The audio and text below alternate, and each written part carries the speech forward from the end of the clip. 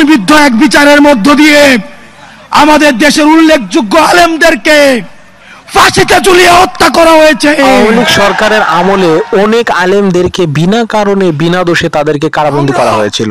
তাছাড়া শাপলা চত্বরে 2013 সালে অনেক হেফাজতে ইসলামের ছাত্রদেরকে খুন করা হয়েছিল বৃষ্টির মতো গুলি বর্ষণ করে। প্রিয় সহযোদ্ধ, আপনারা জানেন ক্ষমতার লোভে অনেক রাজনৈতিক দল আওয়ামী লীগকে মাফ করে দেওয়ার আলাপ তুলেছে। রাজনৈতিক দল বর্তমানে আওয়ামী লীগকে তাদের সমস্ত গুণাগাতাগুলো মাফ করে দিতে চাইছে। আসলে তারা মাফ করতে চাচ্ছে না, তারা দয়াশীল হয়ে রাজনৈতিক ক্ষমতা গ্রহণ করতে যাচ্ছে।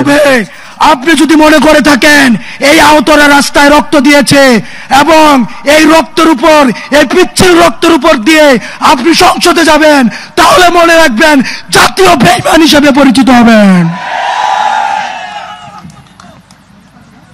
যে আওয়ামী লীগ এখনো পর্যন্ত একটা সরি পর্যন্ত বলে নাই, এখনো পর্যন্ত তারা অপরাধ স্বীকার করে নাই, তাদের সাথে কিসের রিকনসিলিয়েশন?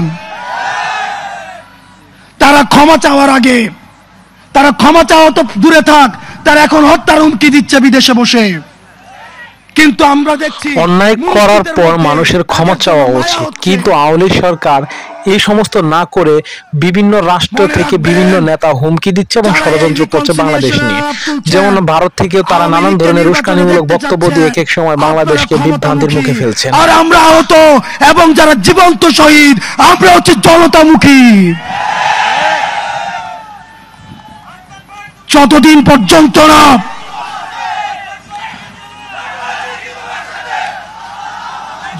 পর্যন্ত না আওয়ামী লীগের বিচার নিশ্চিত হবে, ততদিন পর্যন্ত আগে বিচারের প্রশ্ন।